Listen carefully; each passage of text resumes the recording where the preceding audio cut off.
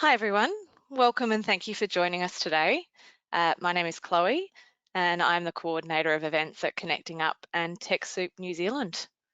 For those of you who haven't attended a webinar session with us before, Connecting Up is part of the Info Exchange group, and Info Exchange is a not-for-profit social enterprise that has delivered technology for social justice for over 25 years. With over 100 staff across Australia and New Zealand, we tackle the biggest social challenges through smart and creative use of technology. Now, I'd like to welcome you to the webinar today, Google Ad Basics, an overview that everyone can understand. And that will be presented by Corey Wolf, who is the Chief Digital Strategist from the Digital Marketing Tribe. Now, before we begin today, we will start with a little bit of housekeeping. All lines are muted, so if you have any technical issues, please type it into the questions box, which is on your webinar panel on your screen, and I will be able to assist you. If you have any questions during the session, please also type it into the questions box and Corey will answer them at the end of the session today in a Q&A section. Please note that if you have any comments or questions, they will not appear to the entire group in that questions box. If you're on a Wi-Fi connection and have multiple programs open, this can sometimes affect the quality of your audio or of the video in the webinar. So if possible, please close all of those other programs to help you have the best experience today. Please note this webinar is being recorded and a link to the recording will be emailed to you by the end of the week, along with a copy of all the slides today as well. Before we start, I'd also like to remind you that there will be a short survey at the end of the webinar today, and we would appreciate if you took a few minutes to provide us with some feedback. Now I'm going to disappear off this webinar and I'm going to hand it over to Corey, who'll get things started as well today.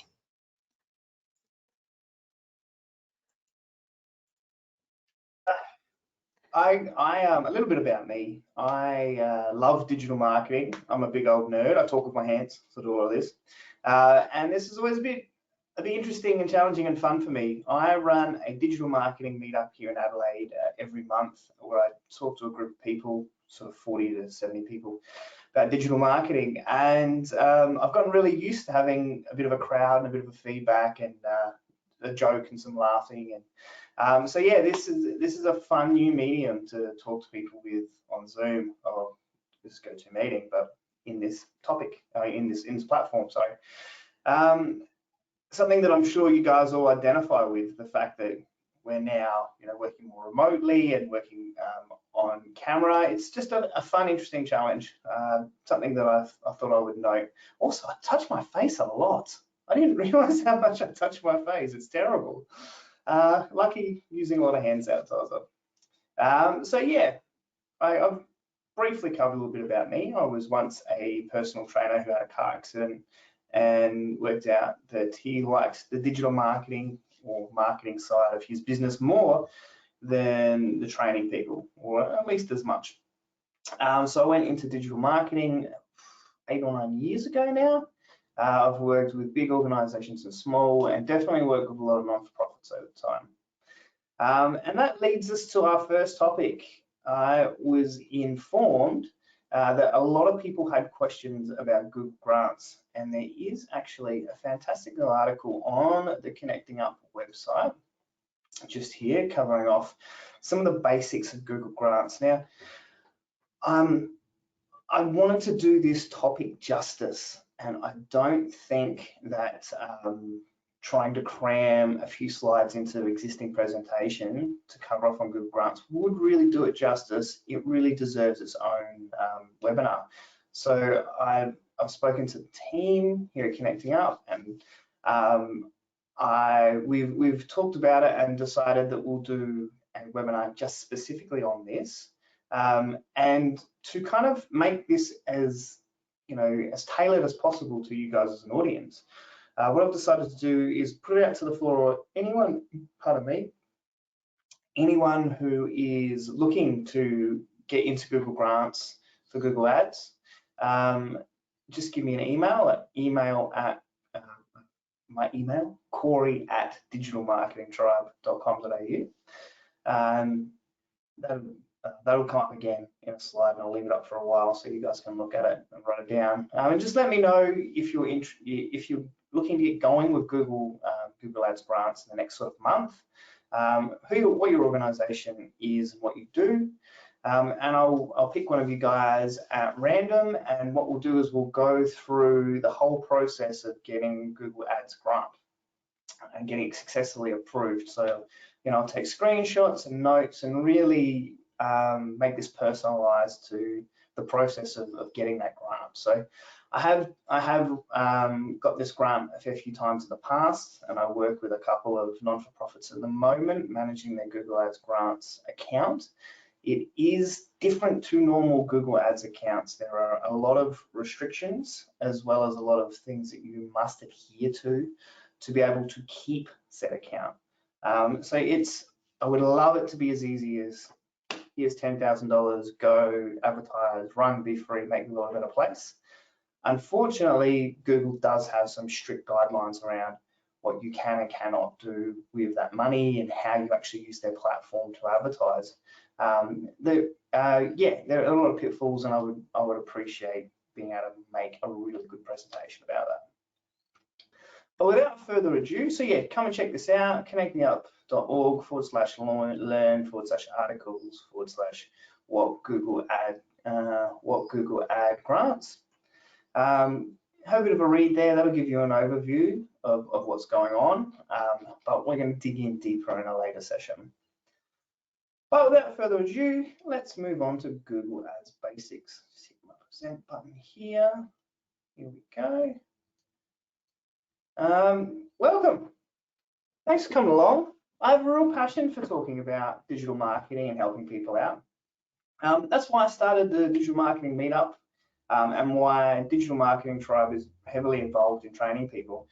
And the reason is there is a lack of knowledge about this topic out in the market, and that leaves the door open for bad actors. So the people that are watching this, there's sort of two types of people that I envision who I can help with this presentation. The first is someone who is looking to get in and do it themselves. They want to learn the basics, they want to have a go, they want to try Google advertising and see if they can make it work for their organization. And I commend you for getting in and having a go. That is fantastic. You'll learn a lot. But there's a second group, and that's the people that probably don't want to do this themselves, but they do want an understanding of how it works, so when they hire somebody, they don't get fleeced. And it's a sad part about the industry that I love, digital marketing, is that there are some rogues out there who will just take your money and do a pretty mediocre job. And I take over accounts regularly where I look at it and go, wow, you paid for this, that sucks. Especially charities and non-for-profits where you're trying to do good in the world, and someone is taking you for a bit of a ride and not really delivered. They haven't created something for you that is going to drive a lot of value to you or your organization. But there is a great way to stop that, and that is information and knowledge. So as you go through the course today, you should get a good understanding of how it's put together, and from understanding how Google Ads is put together, you can ask some key poignant questions to make sure the person who is selling you digital marketing services actually knows what they're doing, and isn't someone who is just taking your money and taking you for a ride. Let's get going. So what is Google Ads? It's lots of things, but basically it's one of the key ways that Google makes money and has always made money. And those are the ads that appear across the top. Now they have changed a little bit. They're not green anymore, they're black. And I've looked at this presentation this morning and went, yeah, there's nothing I need to change here. And as soon as we get on, they're green instead of black. But yeah, they're the ads across the top. They've got a little ad logo next to them. They are called search ads, or you've also got shopping ads that are generally higher or to the right, and they've got an image, they've got a description, and they've got a cost of the product. I'm assuming not a lot of you will be pushing a product per se. If you are, shopping ads are a really good way to go about it, but they're also kind of a whole nother thing. I could do another workshop just on shopping ads. So what we're going to focus on today are the search ads. Just keep moving. And there's a third type of ad, which is a display ad. So these are ads that are on the Google Display Network. It's a huge percentage of the network that Google Display Network covers. And you would have seen these little banner ads somewhere. I'm definitely not advertising SEMrush. It's an SEO platform. It just happened to be a website I'd visited recently. So when I went to take these screenshots, these are the ads that appeared. So the banner ads are quite straightforward, but what you might not have noticed or seen is these little ads by Google related to. And these sort of come up in your, this one here is related to buying home Adelaide because I was looking at purchasing a home at the time.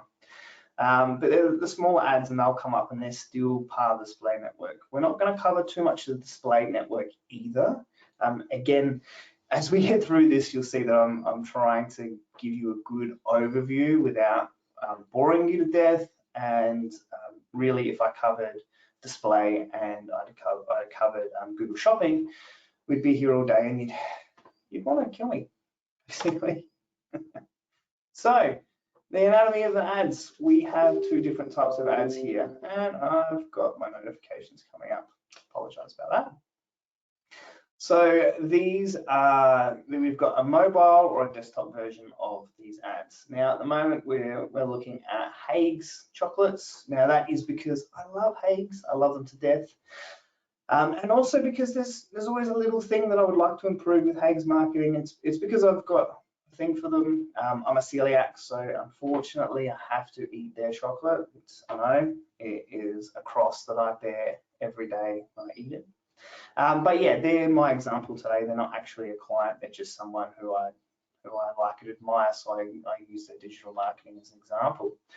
So we can see here there are two different types of ads. We're going to break them down a little bit later. Goals, KPIs, and measurement. So it's very important when starting digital advertising in general to have a good idea about what you're tracking and why you're tracking them. So I've got here a screenshot of the interface from Google Ads. And this tells you very little, and there's a reason for that. And that's because until you know what you're aiming for, it's very hard to understand whether you're successful or you are failing miserably. I mean, you could look at these ads, you could look at these numbers here and go, oh wow, like 56 clicks, 66 cents per click. But without knowing what you're trying to achieve, you don't really know whether that's good or bad. So in this instance, it's a shopping ad, and without knowing how many things you've actually sold, you can't tell whether it's working or not working. What's my point? My point here is to have some clear KPIs and goals that you're trying to achieve from your Google Ads upfront, even if they're wrong. You say, I want to drive traffic, I want to increase donations, a really solid metric. So the goal there might be for people to, fill out a donation form and hit submit. And you go, well, for every dollar I spend, I want to see $2 in donations. Now that may be reasonable. I've definitely driven outcomes like that in the past, or it might be completely unreasonable. The point I'm making here is if you've set your goal, you can test and measure it and work out what's working and not working for you.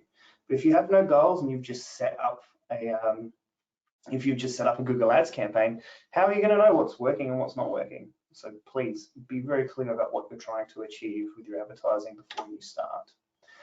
All right, search terms versus keywords. We're getting into the nitty-gritty straight off. I promise this will all come together, but you may feel like you're treading water a little bit here. Don't worry, there are questions that you can ask along the way. I will get to a question session at the end. But bear with me, it'll all make sense. So, what is the difference between a search term and a keyword? Because they are different.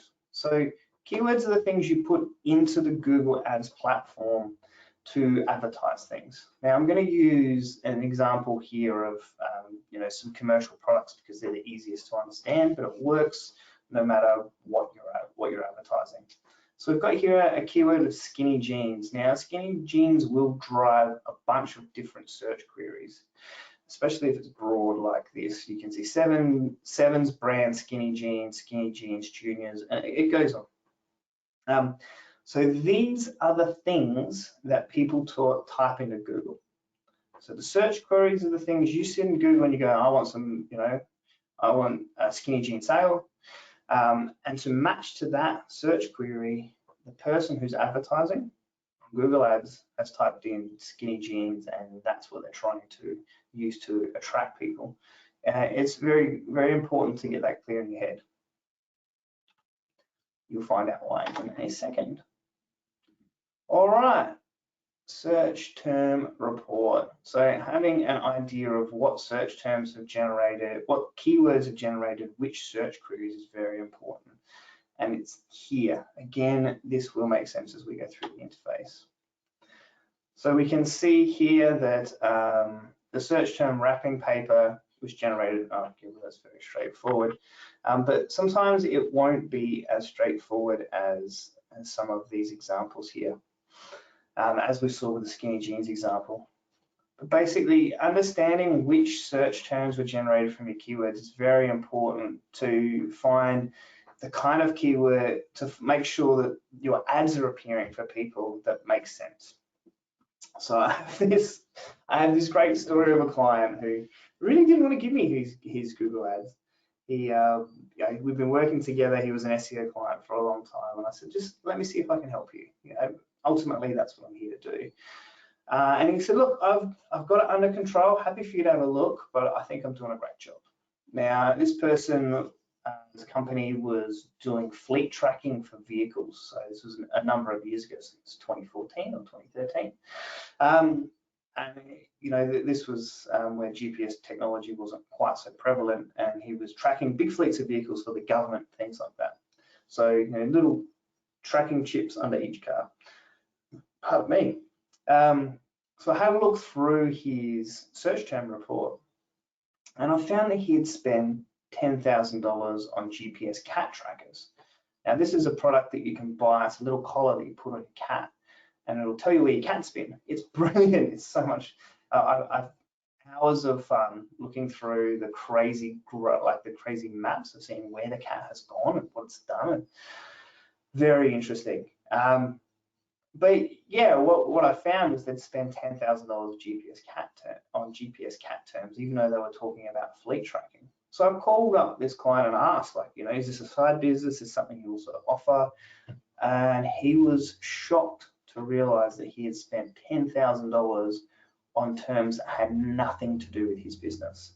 And that's why it's critical to understand that and he typed in he had some good keywords, but they were just broad enough that they had driven people who had a similar term to click. And it's important to understand that people click indiscriminately. So they are not real picky on what ads they click. They don't care that they're spending your money. So spend the time and understand what people are clicking and not clicking on. Moving on. All right, so what we're going to do now is go through setting up the first campaign. So as noted earlier in the session, this is being recorded.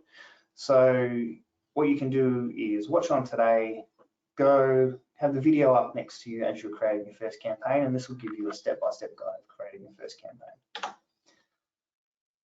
To do that, you need to understand what campaign structure is within Google Ads.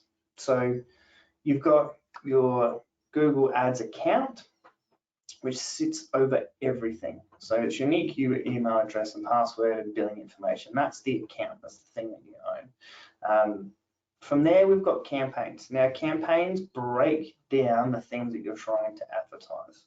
So if we go to Hayes, here's my example, we can see that we've got chocolates, gifts, experiences, and corporate sales as some headings, some menus here. So a way of breaking up your ads could be, for campaigns, making each campaign specific to a specific service. So we've got gifts, chocolates, and experience. So one of these campaigns might be gifts, and the other ones might be experience, for example. Now this holds your daily budget and the amount of money you're willing to spend per day. The location that you're targeting, because you may want to target different locations So you would need different campaigns to target those different locations. Your distribution preference, which we won't get into, and when the campaign is going to end. And then from there, it breaks down further into ad groups. So we had gifts and we had experiences. So you might have, from experiences, you might have a certain type of chocolate experience might be one ad group, and then a different chocolate experience would be a different ad group. So it would be a chocolate experience, like a tasting day, making this up as well. The tasting day. And so you have a bunch of different keywords in that ad group about said tasting day. And then you might have a different type of experience that would go into a different ad group. And the reason this structure is set up this way is to manage performance and to manage your ad spend. I'm just going to have a quick drink. Manage performance and ad spend. So the ad spend specifically is at the campaign level. So if you're thinking about the different types of campaigns, if one's doing poorly, you can turn it off. Whereas if you had all the ad groups in one big campaign, it's much harder to direct money to different areas that are doing quite well. So one's outperforming all the others, you can half the budget on all the others and put a majority of your money into a high performing campaign. And that you just can't do if you're just using ad groups in one campaign. So I really recommend you follow this structure. Again, this may be a little blurry right now and a little bit abstract, but as we work through it, it'll make more sense. So we've got Haig's chocolates. Again, now we're going to go into keyword types because we've talked about how to break them out. So we've got 3 different types of keyword types. We've got generic keywords. So here we're using a Canon camera as an example. So photo camera is very generic. So there'll be a lot of keywords that will match to it, but your return on investment is generally quite low. And that's because anyone searching this term is looking very broadly. They're not looking specifically to buy something. They're just browsing. They're really at the top of their marketing funnel and they have no interest in doing anything right now. And then you've got the next level down as you have branded plus generic keywords. So you've got Canon camera. So in this instance, we're getting people who are interested in the Canon camera, but they're not sure which type of Canon camera, and they're doing more research and they're a little bit more specific. But again, they're really not looking to buy right now. Whereas when you've got someone who's looking for a Canon EOS 1200D, that is someone very specifically looking for that type of camera. They're more likely to buy said camera. They're in a buying position. So when we're looking at it from a non-profits perspective, your generic keywords would be more about, let me try not to give, I have a client who supports a hospital, and they're advertising on Google Ads. So the more generic keywords be more around, would be more, let's say it's volunteering. So let's say our aim is to get some people to volunteer at the hospital. So a generic keyword would be volunteering. A brand would be the name of the hospital and then volunteering. So volunteering at blah, blah, blah. And then super branded keywords would be, say they've got a specific day. Like the Cancer Council has, has the biggest morning tea. Very specific branded keywords. Cancer Council, biggest morning tea volunteers. Very specific branded keywords. Going to show you the best return on investment. Again, all just building towards understanding how this all fits together. So you're creating your first campaign. So you're going to go through and you're going to choose website traffic and you're going to choose search. So as we were talking about earlier, we also have display, shopping, and YouTube, which is video, but we're just keeping in search. The reason is to keep this really simple, but the other reason is Google Grants only works on search. It won't work on those other platforms anyway. So if that's where your focus lies, this is the one for you. We're going to make a branded keywords a brand terms account campaign first. Now, the reason we do this is it's very simple for you to get your head around. It's really useful for your Google Ads account. So what you'll generally find is anyone who's typing in your brand name, let's use Cancer Council as the example. Anyone who's typing Cancer Council in is looking for you and is going to click on that ad, and the cost per click is going to be tiny. So why is that important to you? Firstly, it protects your brand in case somebody else is bidding on the same term, and they're allowed to do that as long as you don't have a registered trademark. I don't see that happening a lot in non-for-profit space because it's a bit of a, it's not a great move, to be honest with you. If you're in a commercial business, it happens a lot more. But the second reason is a raising tide lifts all boats. So what this will do is this will make your whole account look better in Google's eyes because you have a very high click-through rate. That's when people are seeing an ad and clicking on it. And a very low cost per click because you're not competing against many people. So I recommend everyone have a brand term, a brand search terms campaign in their account with just a minimal spend on it. There's been a lot of research done to show that there's a lot of positive benefits. I was actually really against them when I first learned about them, but now I've been converted. Look at me converted. All right, so next you're going to put in your location. We're targeting South Australia because that's where we are. We can do a broad target like this, or we can actually be very specific. So we've got radius targeting, or we have a specific postcode. Just a little tip, if you've got the time and you can hunt down a bunch of postcodes in an area, you can then optimize your account to be targeting right down to the postcode level, which can sometimes drive amazing results. Next, we're going to set our campaign budget, and for this it's going to be $10 a day. So to know how much your budget is on a daily basis, what I like to do is divide your total budget, say it's $300, and divide that by 30, which will give you 10. This gives you a daily budget. Now, Google's recommendation is like 30.4 or something to account for days with, months with longer or shorter days. I use 30 because it gives you a little bit of spend up your sleeve that you can kind of spend towards the end of the month if it's needed. Next, we're going to do a bid strategy called maximize clicks. Now, it's important to understand what this means. This is getting Google saying, hey, Google, I want you to generate as many clicks to my website as possible. And then we're going to set a maximum cost per click limit of $2. Now, this is another guideline for a Google Grants account. So you actually can't spend more than $2 per click in a Google Grants campaign. But what we're saying here is for up to $2, send as many clicks as you can my way. There are other bidding strategies, but this is the best one for people who are getting started. The other recommendation that you hear a lot is cost per acquisition, or cost per goal completion, basically. But that relies on Google knowing what you want your outcome to be. And I'm assuming a lot of you don't have really clear goals set up in your accounts yet, and this is a much safer starting point. And this is Google Ads Basics after all. From here, we're going to hit save and continue. All right.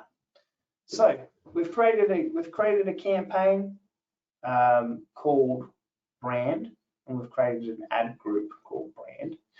From here, we need to understand what keywords we're going to put in that brand. So I'm going to go back to Hayes Chocolates, and I'm going to say we're going to put a bunch of keywords in there to trigger our ads. So we need to understand match types. Now, this can be very confusing and takes a little bit of time to get your head around. So if you're not 100% getting it while I'm talking today, that's totally fine.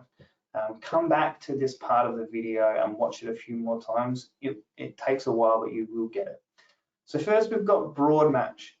So that doesn't have a special symbol, and it means that it's the most loose term you can use in Google Ads for targeting.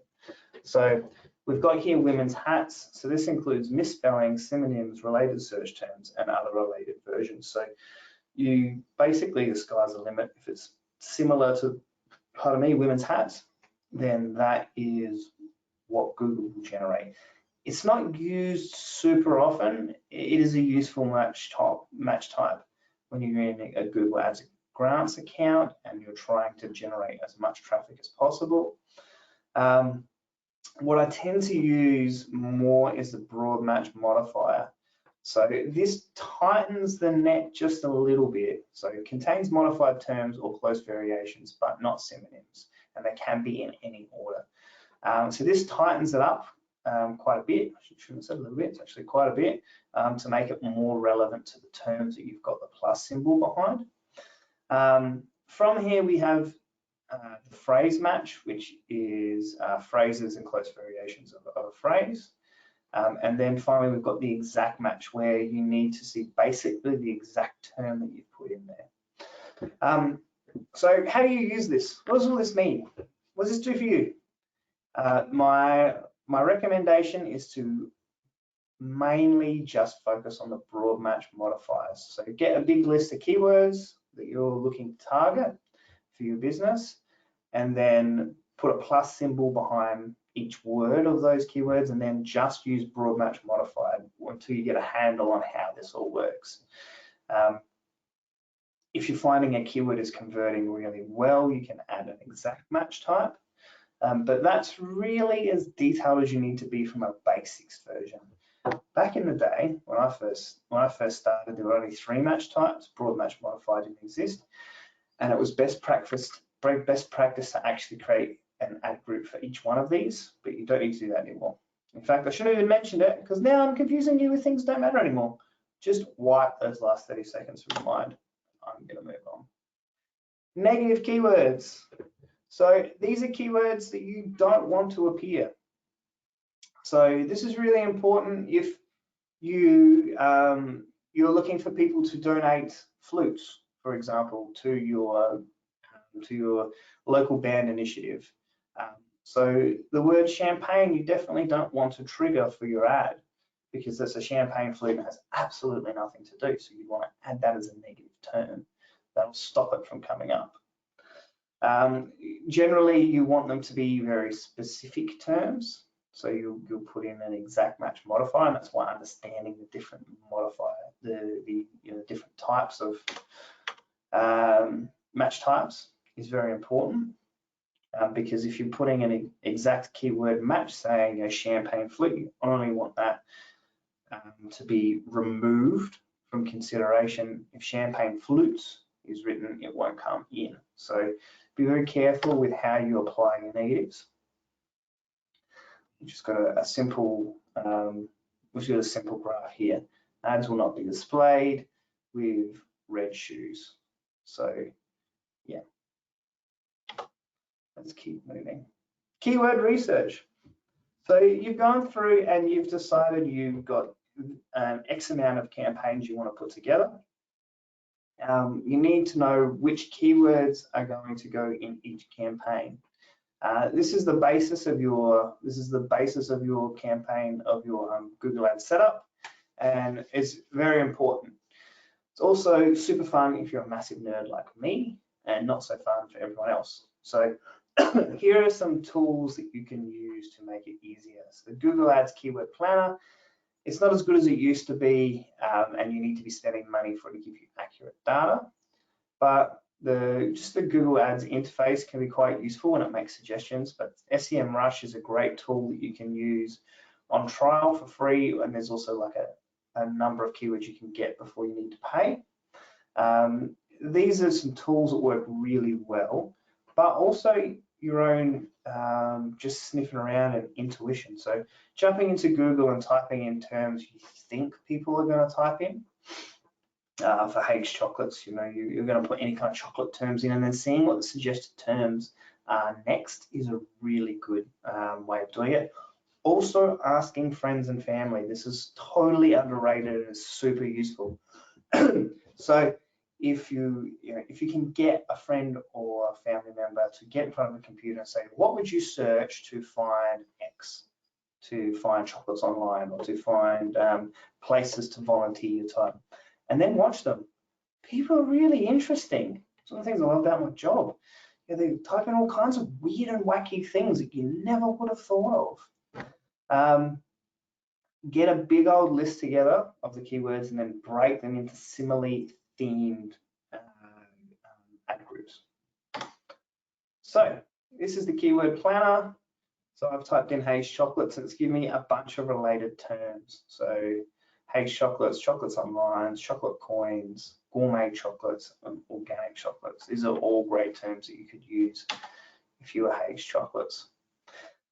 So then you need to break these ads, these campaigns, so these related terms, into ad groups. So they must be really tightly themed, and that's because when you write your ads, the ads are triggered off by the ad group. So if you had some wildly different keywords in here, like dark chocolate and white chocolate, and then your ad copy read the best dark chocolate in Australia, that'd be really weird to type in white chocolate and then get an ad that said best dark chocolate in Australia. So that's why they need to be tightly themed. They, 10 to 25 keywords is recommended. Yeah, it means that the default bids, or the amount you're willing to pay for each of them, is the same, and also your ads and ad extensions live within this ad group. Let's keep moving. All right, so you've got your brand campaign.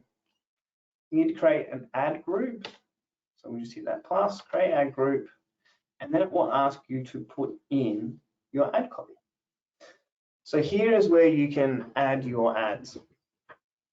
And we can see here where the first headline is always, which is just here.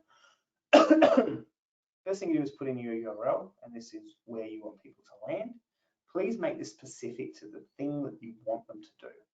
So if you want them to buy chocolates, send them to the buy chocolates page. If you want them to volunteer, or whatever you want someone to do, make sure the landing page is as specific as possible to what you want them to do. You'll get a much better return on investment and your time and your money.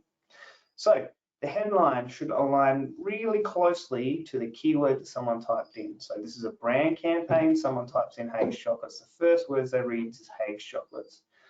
That means I'm in the right place and I don't need to look any further.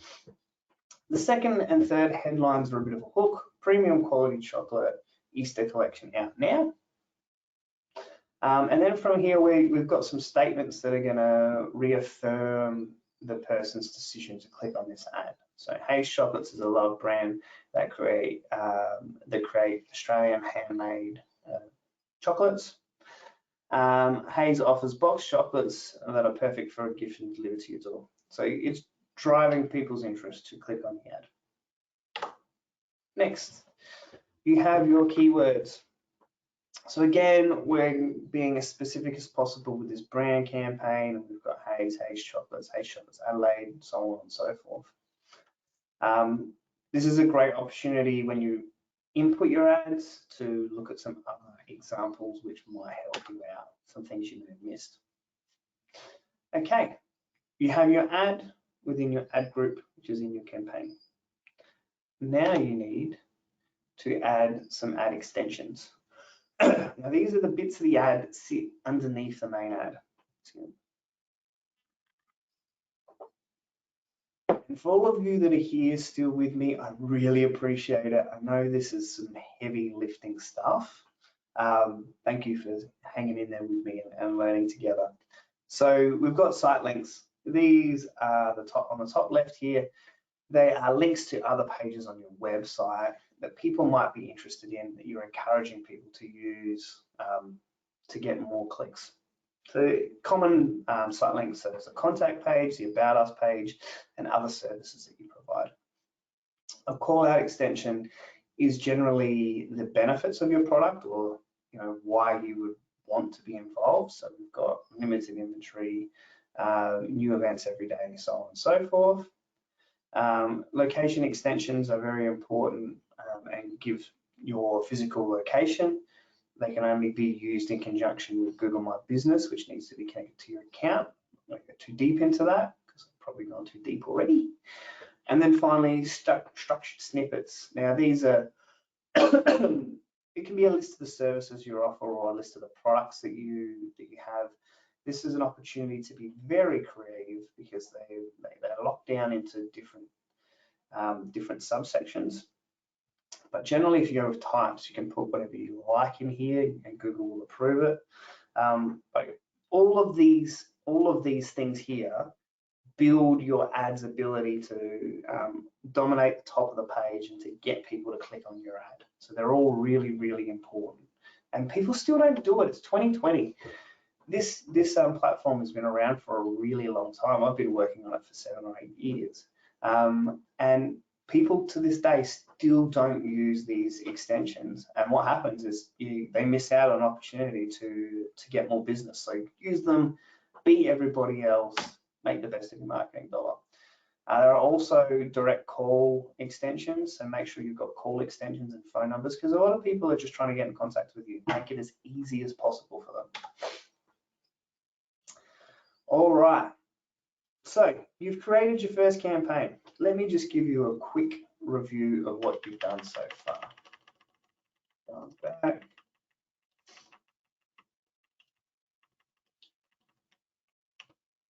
So you've decided that you're going to create a campaign. In this instance, it's a brand campaign. So you're going to let people know about your brand. So you've created that campaign. You've decided it's going to be website clicks and it's going to be search. And you've created a campaign called brand terms that are on the search network. And you can only use the search network for your grants. And display network really isn't super useful in most cases. Then you've got a targeted location. So in my situation, it's going to be South Australia. You can either do that as a radius or as a specific location. You've then said, hey, I'm going to spend $10 a day, and I want Google to send me as many clicks as possible for under $2. And then we've moved from extensions because we're going to do that because we input them after we put our ads in. We've then talked about the types of keywords that you can use, and I've said, hey, most of the time I just use a broad match modifier. It's the simplest way to do it. And then we've talked about negative keywords. So those are keywords that you don't want triggered for your ads. From here, we've talked about keyword research, and this is something you probably would want to do before you get started with building it. But I kind of wanted to follow the flow of creating an account. That's why I put it in here. But basically, it's identifying what are the different services that you offer, or what are the different things that you want people to know about, and then breaking down the keywords that people might search to generate an ad for them to click on to get your service. We've talked about the keyword planner in Google, which is a great resource to drive keywords. And then we've talked about ad groups, which fit underneath your campaign, and how you need to split them out. They need to be tightly themed because they have your ads within them. Finally, we've created a brand ad group. We've created the ad group. We've put an ad in, compelling copy that you use to drive people to your website. We've added our keywords from our keyword list, and then we've added our extensions, including the call extension. Now, what makes an ad effective? Why would Google pick one ad over another?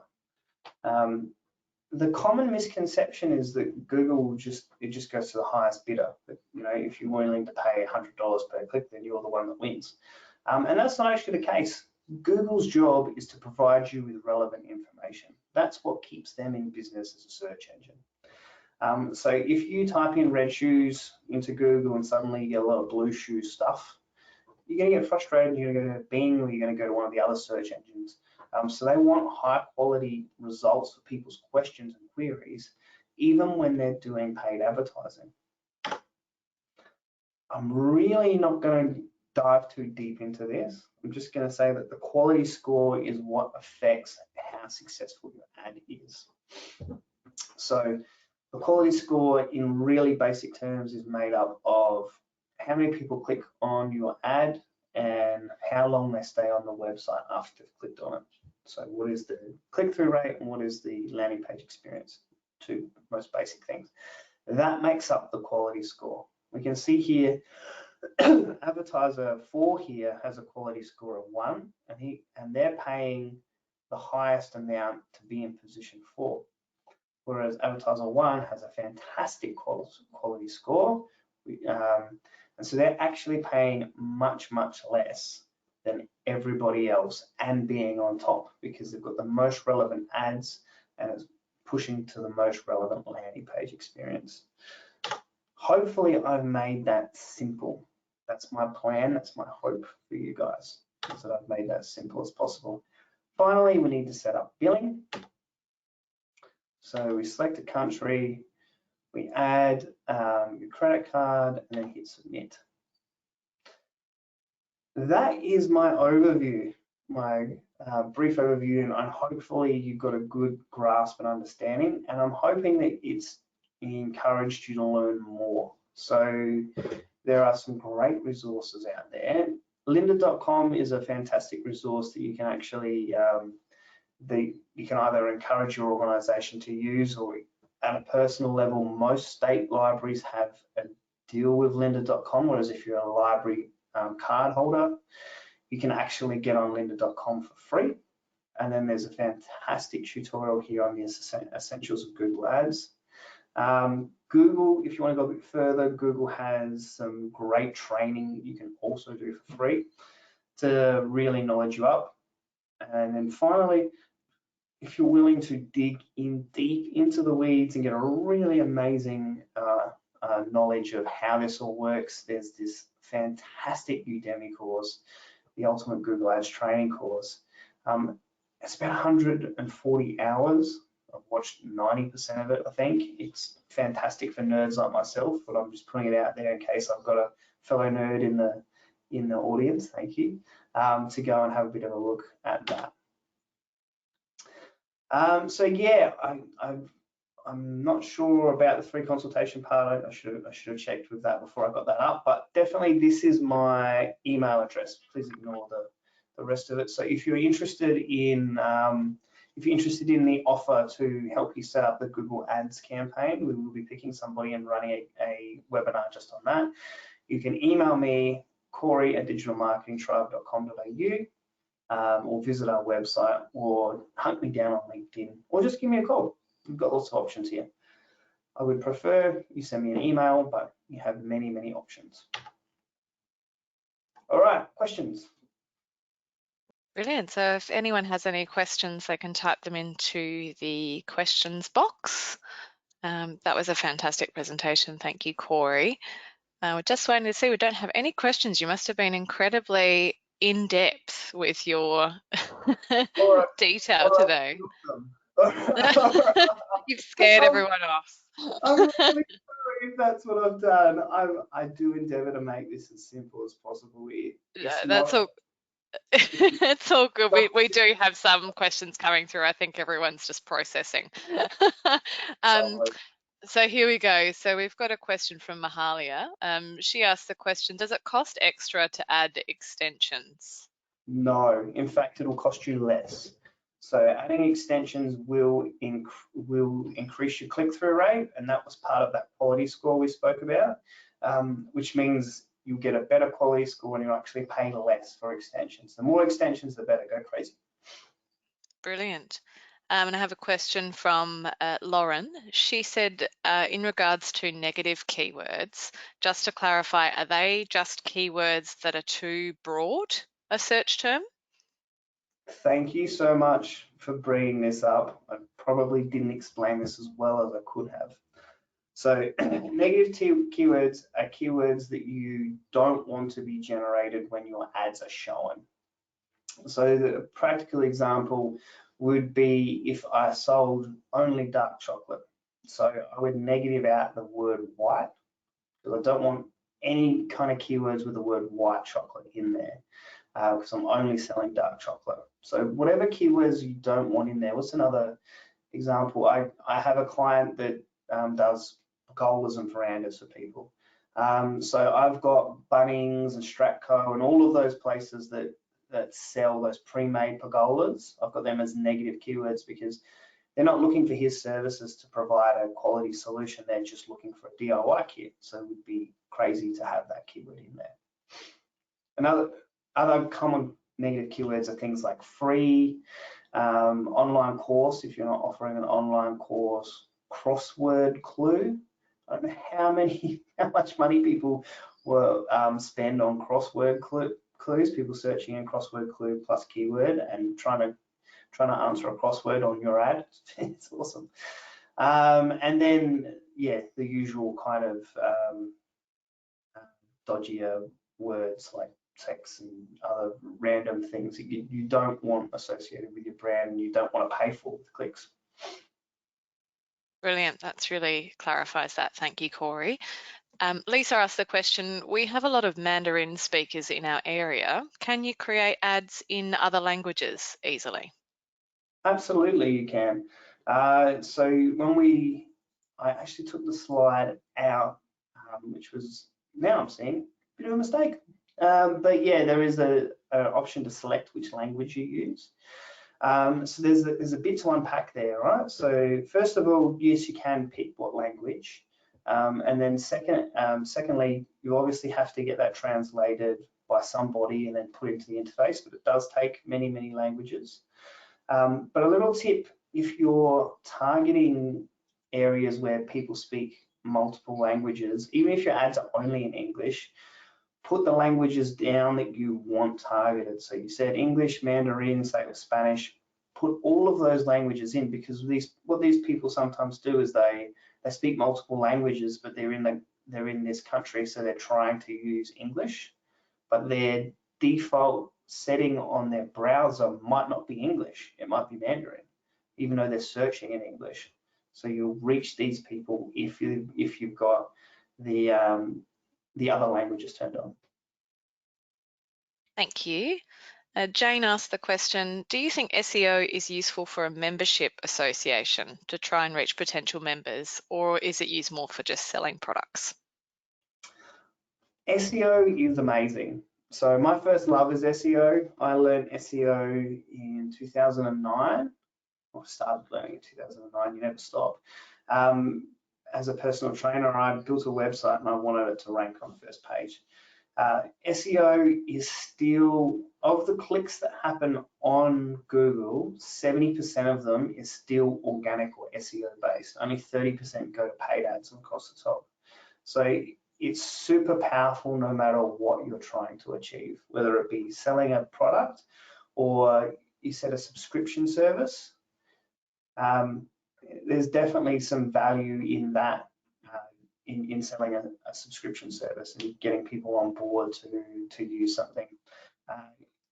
Yeah, you can do more top of the funnel advertising where you're talking about your service in a more broad term, or really specific if someone needs a support. So subscription service. Let's go to online training, because it's the first thing that popped in my head. So yeah, absolutely. If you were ranking for online training, you would see an increase in the people who were subscribing. But even if you had articles written that were specifically SEO'd for something really specific, like how to do Google Ads, you would see a flow-on effect into your buying funnel, because people probably didn't even know they needed to pay for training. They're just looking to answer their problem at the top of their funnel, and then they'll trickle down into actually converting. Thank you. And a question from Marcus. He said, just wondering if I don't advertise for a single business, but rather for a whole industry. So are there any tips to promote an overall activity such as caravan and camping rather than a specific caravan park? Yes, absolutely. And that is specific to the outcomes of the organization. So I was managing an account for civil construction in South Australia, CCFSA, and they really wanted to promote their membership organisation and the industry at large, rather than just getting civil contracts, which is kind of really hard to do. People don't just type in large civil contract when they're trying to build a multi-million-dollar road. But it is important for the general public to know about what they do and what they provide. So caravan and camping, you can still advertise and be an advocate for using that over your competitors, because you have a competitor no matter what your industry you're in. So caravan and camping, you're competing with what's that hostel thingy? People rent their house out. Airbnb. You're competing with Airbnb. You're competing with people who are flying overseas to have a holiday. You're competing with people who are lazy and just want to sit on the couch. So building awareness of the benefits of going out and caravan and camping is still super useful in terms of it will help the whole overall industry if you're talking about why someone would want to go and do glamping, for instance, over just another boring B&B that people do all the time. Brilliant example there. That's the end of the questions we have for today. Is there anything else you'd like to wrap up with, Corey? Do you want to pop that slide back up with your email address on there as well, just in case people are interested in working on that Google Ad Grant program with you and applying for that? Is there anything else you wanted to say to wrap up before I do a bit of a wrap up today? Just that I know that this session is a little bit confronting. I've ran this session a number of times, both in person and online. Watch it a few more times and give it a go. You know, really, there are opportunities to learn with this stuff. Even if you didn't have a Google Grants account, you can go onto Google. You can get a Google Ads, a Google Ads coupon, and get free $75 if you spend 100. So say to whoever's holding the purse strings in your organization, I want to spend $100 on training, and then take your $100, get your $75 bonus, set up an account, and just dig in and find out how this all works. It's a great investment, as I said, either to be much better at doing this stuff for your organization, or just having an intelligent conversation with somebody who you're going to hire. You'll be much better at being able to, if you start asking about quality score and negative keywords to someone who isn't very good at Google Ads, they're going to quite quickly give you shady answers. And I want you to be able to see that there are shady answers and be able to cut them off and move on to the next agency. So yeah, if you can put a bit of time into this, it will reward you with a great amount of knowledge and some fantastic outcomes for your organization. Wonderful. Thank you, Corey, and thanks for such an entertaining presentation today. You really covered a lot of topics, and it was great to see your reviews as we went through so people could review that learning. I hope that everyone's learned a lot from this presentation today and that we did answer all of your questions. But as Corey said, if you do have any other questions that come to mind later on, you can email him directly. Or if you've got any feedback on the webinar, feel free to send it through to events@connectingup.org. Now, additionally, if you'd like to learn more on Google Ads or the Google Ad Grant Program, Google Analytics, or any other search engine optimization tools for your organization, then please do take a moment to complete the survey at the end of this webinar and provide us with your suggestions and feedback about what you'd like to hear from us on. And don't forget, the recording today will be available on our website very shortly, and a link will be sent to you. So keep an eye out on your inbox. Again, thank you so much for being with us today. Please enjoy the rest of your day, stay safe, and we look forward to seeing you next time. And thank you, Corey. Thanks, mate. Bye.